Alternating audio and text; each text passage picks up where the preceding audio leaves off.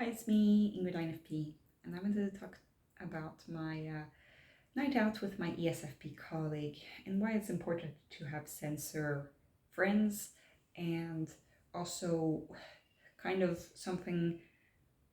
some weird like dissociation thing that I got when I was on the dance floor. Um, that is like, totally like, I guess, normal, but mm, especially disconcerting when you are not a person who usually likes going to the club and dancing. So uh, we last time we had a night out was a month ago, and next time that I'm going out is also in a month. So it seems like I can only do this like once a month at most. I can't do this more often because I'm nearing 30, and yes, that is young, but it is still old in the club world. Um, I am kind of aging backwards in that I didn't go clubbing, like I didn't go party when I was a teen, and I didn't go clubbing when I was in my 20s. I'm still in my 20s, but I mean in my early 20s, or when I was 18 and stuff. I didn't go to dance, but I've gone to dance a few times, but I kept, sometimes I would get overstimulated, and also I was often with the wrong people. So like, I didn't go to the club until like, yeah, just a few years ago. It must have been before COVID. Before COVID, it was like 2018, 2019, something like that.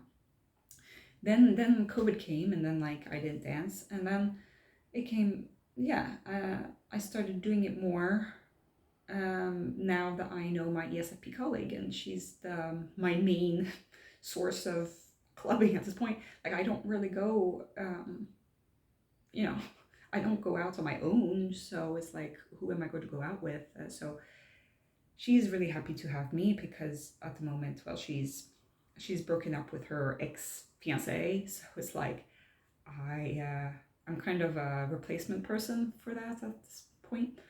But I do know that she cares about me, and that she sees me as a friend. But it is very confusing to me because she likes to banter, and sometimes I don't know where I stand with her. And I've talked about this to my psychologist because it's like my autism leads to some problems there where it's like I don't know where I stand with people and if they're friends with me, because every time it seems like I'm more friends with the person than they are friends with me. But it seems like my SFP colleague does consider me a friend.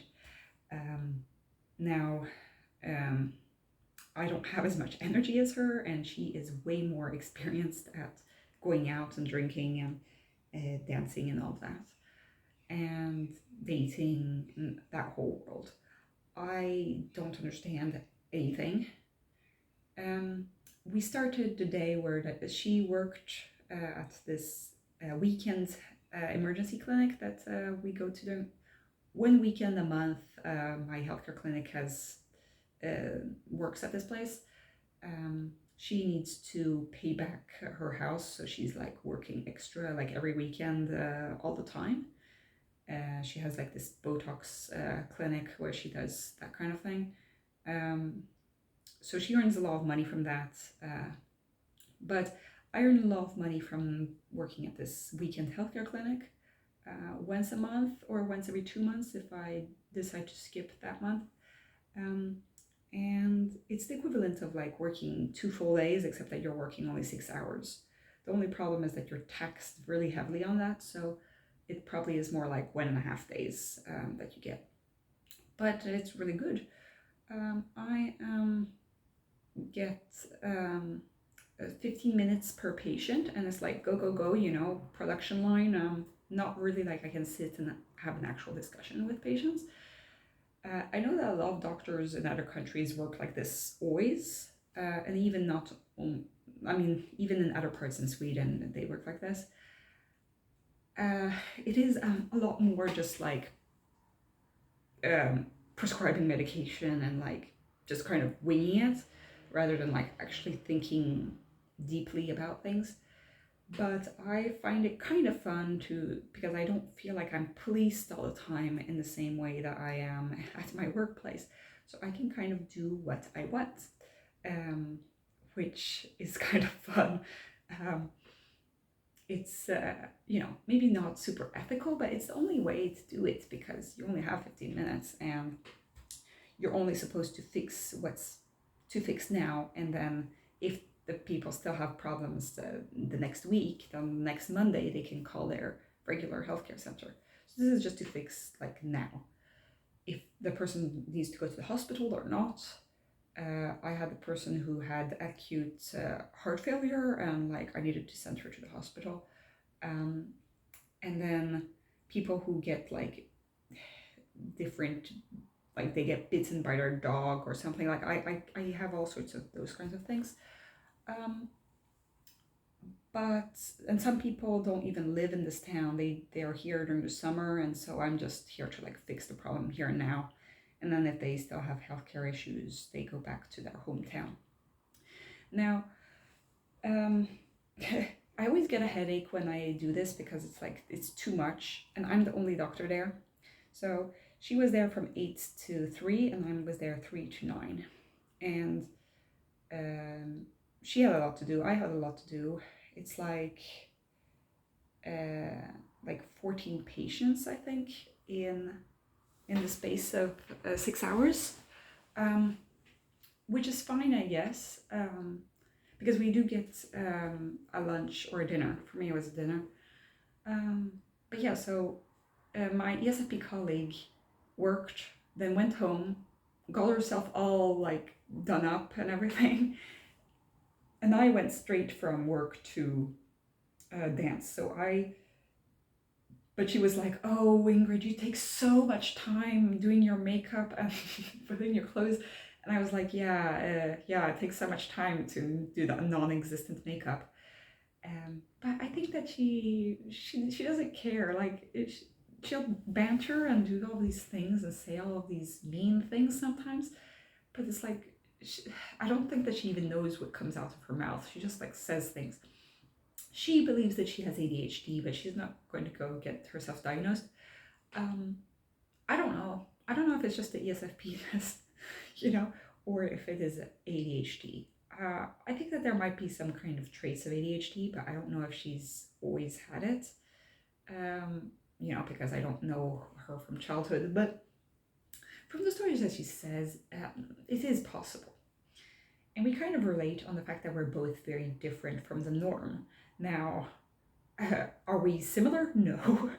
We're not similar to each other, but we're similar in that we're different from the norm, basically. And it's just funny how on opposite ends of the spectrum we are still opposite from the norm. So I kind of like that. She just loves going to party and she loves getting dressed up and everything, and I hate getting dressed up. It's like I don't like it. And I wasn't about to shave my legs to have a dress on, and also I wanted to have comfortable gear because also it was raining outside, so I couldn't just put on my best clothes and do my makeup and everything. I needed to just like be comfortable, because that's when I'm comfortable, then I can do all of these things, but if I do all of this preparation and like am in uncomfortable clothes, then I'm not going to get myself into the mode of like letting loose, so it's fine. I go to the club without any makeup on and with like really just comfortable clothes. I was wearing jeans and like this crop top t-shirt kind of thing, and I was sweating like mad, and you could probably see the sweat under my arms because my t-shirt was like white. But anyway,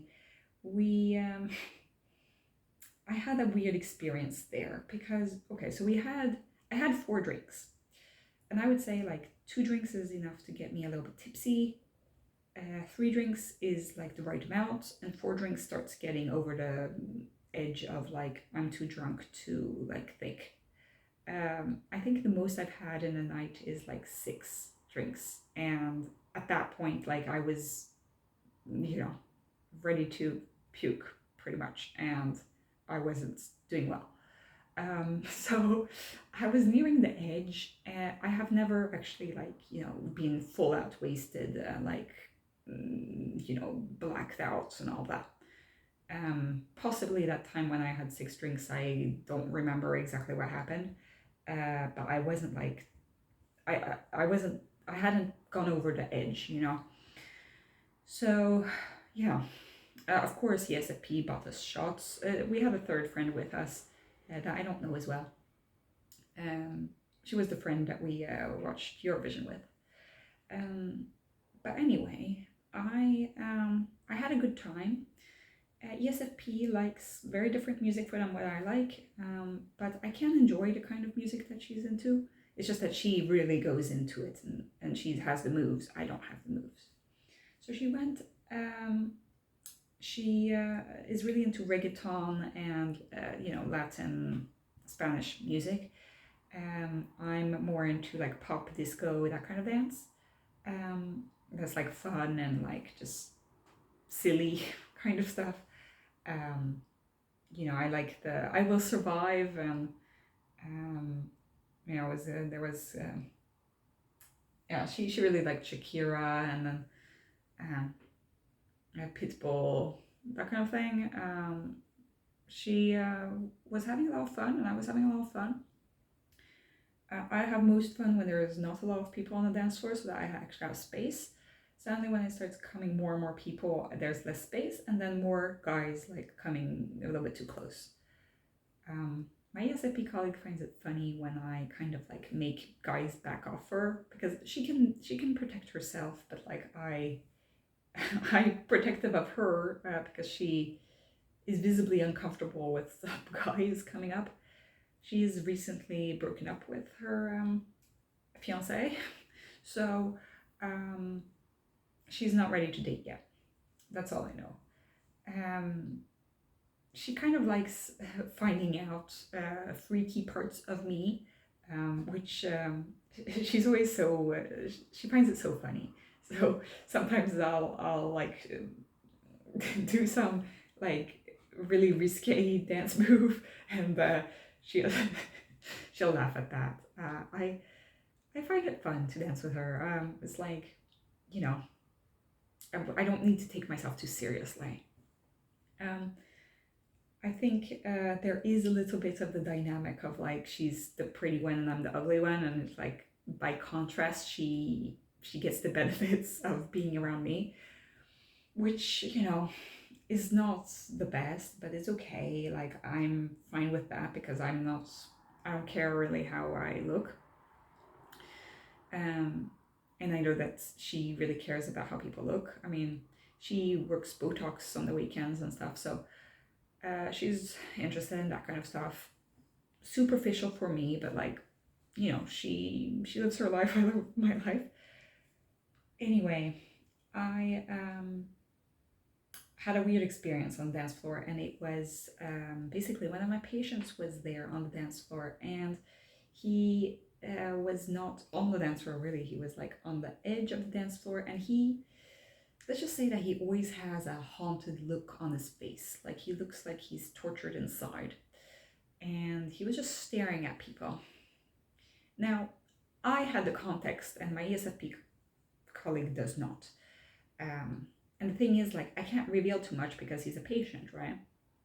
But my ESFP colleague was like, this guy is really creepy. Like, he must be, you know, looking to take advantage of somebody on the dance floor, you know? And I was like, no, he's like, he's okay, but he is deeply traumatized. And she was like, yeah, I can see that. So this is a guy, I need to give a little bit of context, right? But I'm not going to go too deep into what's about him. Thing is, he has complex PTSD, like, and really deep issues, deep PTSD. when I met him, he could barely talk. And I had to be extremely careful with him when I was doing my physical examination because, he didn't want to be touched, but it was like I needed to do certain, I had to listen to his heart and stuff like that. He, yeah, he was extremely traumatized. Like he can't function in daily society. And so I was a bit surprised to see him there at the club. I don't really know what his purpose for being there was, because he was just like there to stare at people. But I guess that he kind of got some kind of enjoyment out of that. Or maybe he was trying to do some exposure therapy or something to deal with the loud noises and everything. But the thing is, this patient looks extremely similar to my ex-INFJ friend. And I'm in the process right now, I'm talking to my therapist about like this feeling of being alien in the world and having a hard time with knowing where I stand with friends and knowing that my life is going to look very different from other people. And yes, a part of that has to do with my ex-INFJ friend, and me not understanding the signals. My autism kind of affects that. And so here I was dancing, and I was like in the moment, like dancing, but I was not in the moment. Like it was like there were two me's. I was like dissociated. Like there was the me that was dancing, and there was the me that was intellectualizing and extremely thinking a lot. And so the me on the dance floor is like laughing and having fun. Like I'm experiencing joy and euphoria and stuff. And I'm also not. Like I'm experiencing dysphoria, weird stuff. Like I'm inside, I'm like crying and screaming, And so the screaming and the singing along, and I'm like, who am I? What is going on? I'm not on drugs, I'm just drinking alcohol, but like it was enough to like, and I don't know if regular people experience this just from having a drink, but like, yes, because he was there and he looked so much like my ex-INFJ friend, also has experienced pretty similar trauma to my INFJ friend, and comes from the same country as my INFJ friend, and they look very similar. Yeah, it wasn't good. And so I actually had to rush to the bathroom at that point and cry. Like, I cried for like about 30 seconds, and then I got myself back together and went back to the dance floor. But in the time that I was in the bathroom crying, when I opened the door, my ESFP colleague was outside the door, and she was like, "Did you puke? Are you okay?" And I was like, "No, I didn't puke. Yeah, I'm okay, I guess." But after that, I kind of felt this weird disconnection to everything. And so even though I felt I was present, I was not. I don't know. It wasn't good. But I did have fun. Like, it's just that there's this part of me that is like overanalyzing, overthinking, over contemplating things, even when I'm drunk. And it's like, And yeah, so I was having all these thoughts, and I was feeling the anxiety in me at the same time as I was feeling good, And it's so confusing. I ended up dancing with some other people, like that I'd never met before. And my ESFP colleague ended up roping me back into our little trio. But it's because those people seemed very kind, and they seemed silly and not like taking themselves seriously. And they invited me in, like they were like, "Oh, like," and they, I was like in the dance circle kind of thing, and I was doing the thing. And there was this girl, and we danced together, and She offered me a drink and I was like, no. And it was fine. It was good and I was having fun. It was just that, like, there's always this back side of me of like not truly being there. So by being though with my ESFP colleague, I can actually feel like I have an anchor to the world, you know? And I am not an alien in a satellite orbiting the Earth. I am there on Earth, you know? And so I feel like it's really important for intuitives to have sensor friends, you know? So I have my ISFJ friend and I have my ESFP friend, and it's like totally different kinds of sensing, you know? But like I can actually hone in and actually be there, and she can bring me back a little bit to just the here and now, you know? And I don't need to be self-conscious, but I can be present. And I think that that really helped, because otherwise I would have like kept having a meltdown, I think. You know, once I got that initial cry, I wouldn't have been able to like keep going. If my ESFP colleague, my friend, hadn't been like doing all that. And so I keep overthinking everything and I keep wondering like, where do I stand with ESFP friend? But it actually does not matter where I stand. I know that we are friends, you know? And so it's something that I'm talking about in therapy now. I had my session like 2 days ago. We talked about, you know, this feeling of loneliness that I have because I can't relate to anybody because I have such a different experience of the world compared to everybody else, even to other autistic people, you know. And we did breach the topic of asexuality because I didn't, you know, I hadn't really gone into that with him before. But he talks a little bit about like, okay, so what is it that you're looking for in a friendship? You know, you're looking for these to be seen and understood, and you're looking to, you know, and what do you need in a friend? You need somebody who has, you know, who is clear, and you need somebody who, you know, and like what qualities can I bring in a friendship? And I said, well, I'm very loyal in my friendships. And he was like, yeah, you have probably other kinds of qualities as well, you know, let's explore that. I just said, like, the thing is, like, I might think that I'm bringing qualities to a friendship, but like other people, I don't know if they see that. And I think this whole misunderstanding with my INFJ friend really has messed me up for like how I see friendships now. It's like, I realize like I actually don't know about what other people think. And it's good to not care about what other people think, but it does create a sense of dysphoria inside me. Like, I don't know where I stand with people. And so it is very stressful because then it's like, originally what I was talking to my therapist about was like this sense of